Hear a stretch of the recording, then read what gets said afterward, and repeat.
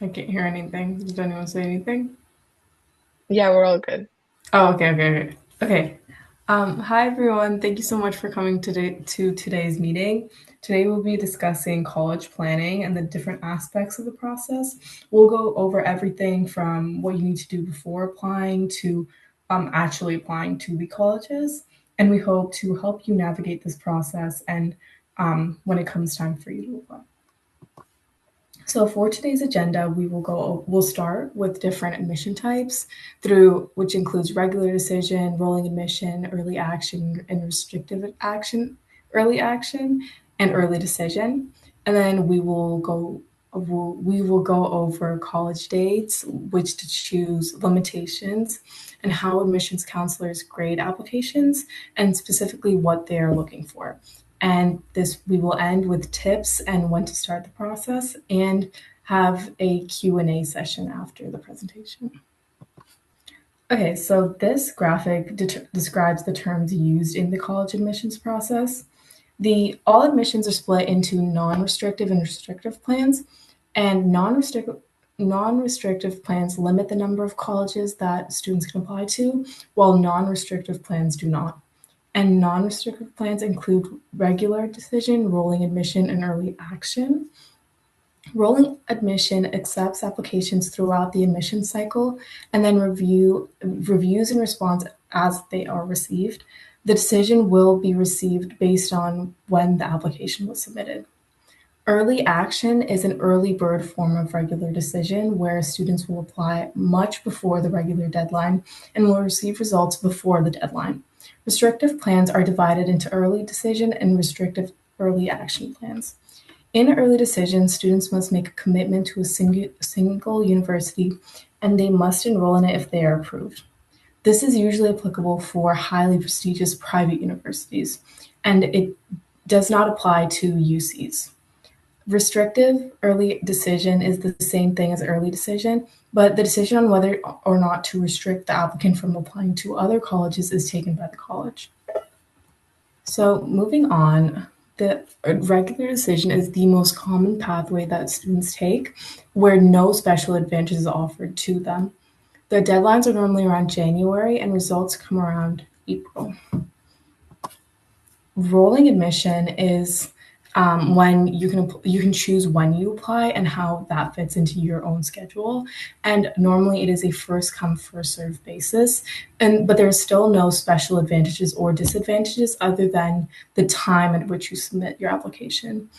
But the thing is, UCs don't offer this, while other public or private universities might.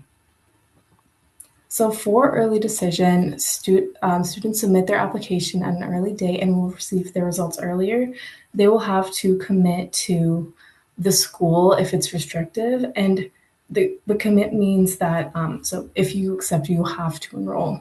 And students are only allowed to apply to one school ED. Some factors that UCs considered when reading the applications of their students would be if you try to go above and beyond their UC A through G requirements, if you have done volunteer service and how much impact it has created in your community, and if you had done any like other opportunities that apply to your major. And they really care if you have an outstanding performance in any particular area. For example, if a student is really good at tennis, they have won national championship, they're sponsored, they've been on the school varsity team and have won all their school's prestigious tournaments. This shows a student's excellence in the sport. Another example, more specific to the STEM field, would be a student who's really into chemistry. They have won numerous gold medals at chemistry competitions. They are on the school science Olympiad and are always winning medals. They did research on their chemistry and got a paper published. Yeah, so it just shows commitment to a certain area and flourishing in that field. So for the college admissions process, we will look over what colleges are looking for, specifically UC Santa Cruz on admission, CMU on admission, college application process, life of a file, and college tours. So for what colleges are looking for, Colleges look for good grades and how you have improved and learned throughout semesters. So this often means if they see growth in your transcript from freshman to senior year, that is a good thing. Many look for at standardized tests such as the SAT and ACT, but a lot of schools have gone test blind or test optional following COVID. But there has been rumors about this being rolled back and more schools becoming requiring standardized test scores. Admissions officers look at whether personality of the applicant aligns with the mission and goals of the college as well. So this is something that shines through in your personal statements and your supplemental essays. And that is something to keep in mind. And I think I'll pass it on over to Ikjav for the next slide. Yeah, so specifically on UC Santa Cruz on admissions, this is some information that we've gathered. We can see here that, like as it explains, freshman applicants are evaluated using a comprehensive review process where evaluators will look at multiple different factors beyond just courses and grades to evaluate applicants. Um, in terms of their academic achievements, in light of like opportunities that was presented to them, and the capacity that each student demonstrates to contribute to the intellectual life on campus. So most of the time, the admission will be offered to people that are in this have the strongest achievement in the context of their opportunities. So this would go like to where they live, their socioeconomic background, and other factors like this, and how they will play a role in the community on campus. Next slide. So this is kind of a quote that we've gotten from Carnegie Mellon. And we can see here that as it says, we are privileged to get to know our applicants through their essays, recommendations, and personal statements in order to develop a community that promotes an atmosphere of collaboration, innovation, and success. We review each applicant holistically, considering applicants within the context of their experiences and interests, while also considering their goals, the goals of our institution. So like it's not really like a black and white scenario. There are multiple other factors that go into the college application process and the admission process. Okay, next slide. Okay, so what comprises of the college application process? So there are multiple things. So here are some recommendations and big like words that tend to play around. So number one would be college tours and college lists. So it's important for students to make a college list by analyzing the best fit college for your child. This can have a variety of factors. So it could be like if the student wants to go to a college in a big city rather than a college that is in a more suburban or like rural area, or if the student would prefer a bigger public university or a smaller private university. Um, some other things that comprise of the college application process include understanding terminologies and words. So that would be like early admission and like restrictive plans and things like that. Um, college specific questions. So that would just be like the essay questions that we'll go into later, and admission related questions and grants and scholarships. So yeah, next slide. So the college application process goes through several steps, but the main three steps follow kind of like this. So the first reader would be the admissions officer from the region of the applicant. The officer will review the grades, the standardized tests, and overall academics holistically. The first reader also reviews their personal qualities. If the admission officer approves it, the application goes on to the second reader. So the second reader would again be a second review, and they will look for anything that the first admissions officer didn't notice. If he or she also agrees with the first reader, then the applicant moves on to the committee. And finally, the committee is presented with a review of the application, and they will vote on whether or not to accept or decline the application. Next slide. Okay. One thing about the college application process is college visits, and we think that like the college visits can be an important part of picking which college to attend, and so it's very important to understand how they work before scheduling one. So a college visit will normally ask you to pay all expenses out of pocket, including your travel fare, hotel fees, food and drink, and any other necessities. So therefore, it's preferable that they're scheduled with the colleges that you have a strong liking or preference for already. If you do decide to schedule one, the visit will normally cover a tour of the campus along with an info session with the college's history and educational programs. You should try to schedule an appointment with a college professor if you can on your day of visit, as they can often help you with your college essays and try to figure out like what specifically about that college makes it so great. And they can also prove to be valuable mentors and resources if you're admitted into the college. So college visits is a great way to get on campus and really like embrace the life there and also meet new people and people that could be part of your next 4 years. Next slide. So here are just some more information about college visits. If you choose to attend, please like remember to schedule the visit in advance. Sometimes they get booked really easily, especially for like bigger universities. This will likely be on the college's website. Most colleges offer both guided and self tours, where the former requiring an appointment. Our preference is that if the college is more than an hour away from your house, you should schedule a guided tour so you can learn more about the college from one of its own members on campus. I think it's important that you like arrive on time and things, um, and start early with the tour so that it can even be held on days where courses and classes are in session on school. Additionally, not all colleges offer breaks for lunch, so plan accordingly. And if possible, schedule visits for multiple nearby colleges in the same day. For example, if you're visiting LA, try to tour UCLA, USC, and Caltech all in the same day if you can. And take note of how long each tour will last. Sometimes it can be from an hour to 3 to 4 hours. Next slide. So even if you can't visit the college in person, there's still multiple other resources that you can use to learn more about the colleges that you're applying to. Like these are some good resources here that we've listed, and it would be useful to check out the following links as well. Here you can find virtual college tours where you can access the links and like um, once a slideshow is sent out after on the Telegram group chat, you guys can also access these links. And this is just like guided tours and like YouTube videos of the different universities.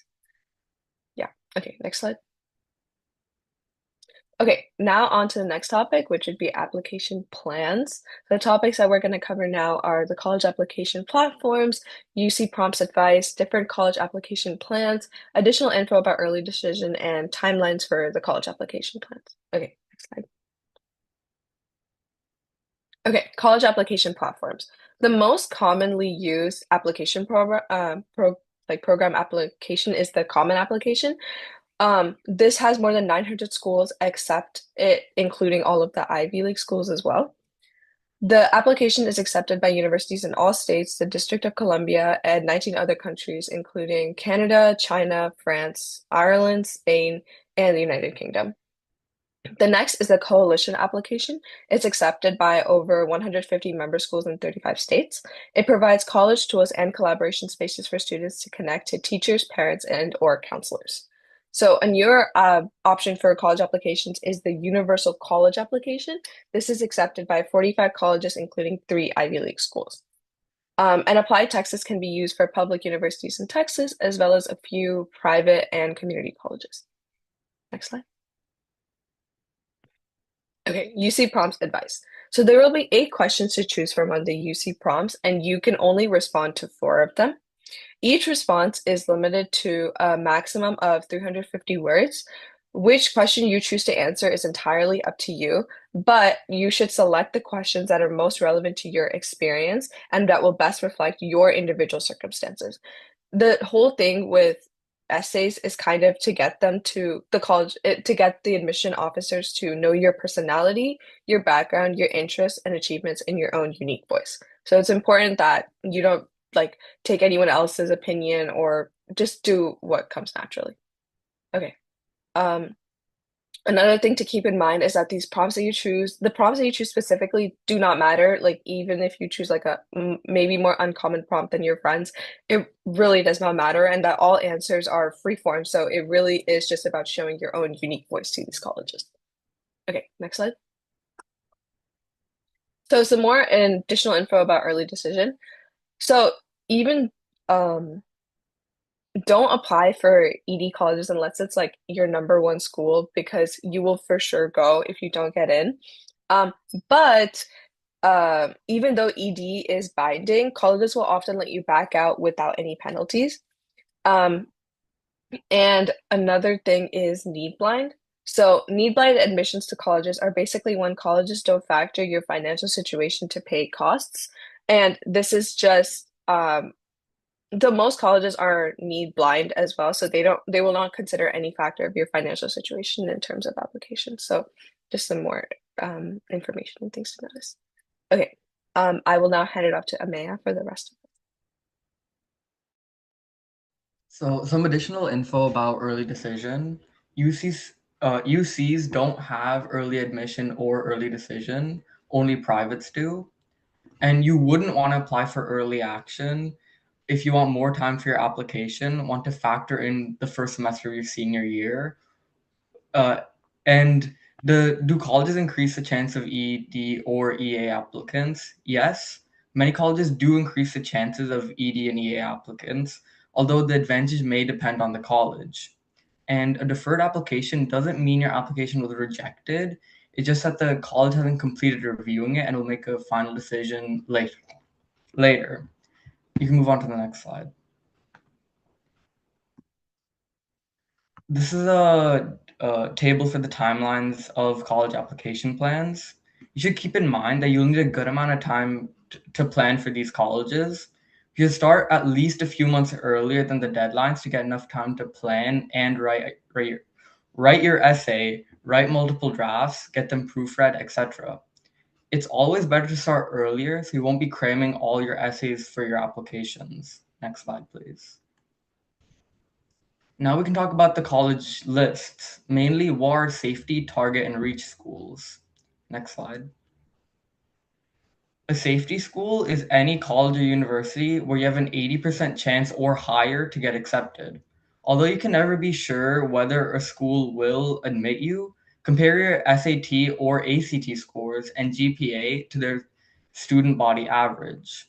Next slide. A target college is one with which your academic credentials make you competitive for admission. Your GPA, standardized test scores, and class rank fall within the average range of that particular school. You have a reasonable chance of gaining admission, but like always, there's no guarantees. Next slide. A reach school is a college that's not likely to admit you, generally offering less than a 30% chance of admission. Your GPA, standard test scores, and class rank will fall below the average range for the particular school. And you'll be below most other applicants. Next slide. When making your list of colleges, you might have a wider list based on your major. From here, you can work independently or with a counselor to refine those choices into a balanced mix of safety, target, and reach schools that align with your resume and profile. Next slide. To build a realistic list, narrow it down to choices from 8 to 10 schools, making sure to use campus visits to make sure that those schools are a good fit for you. Be sure to factor in selectivity and demographics when making this decision. Next slide. So far, we've covered college admissions and application plans.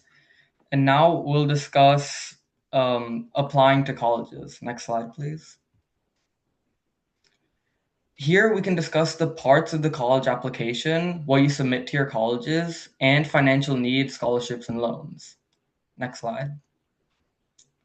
These are the parts of your college application. There is your high school transcript, which includes outside courses you took, your test scores, any recommendation letters you have, essays and UC prompts, and any extracurricular activities you have. Next slide. So where do you get this info? You get your transcript from requesting it in parchment from your school. The outside courses you also get from your school and they send it to you, and you get any recommendation letters from any teachers or counselors you want to ask for. For all UCs, one application is okay. And yeah, that's it.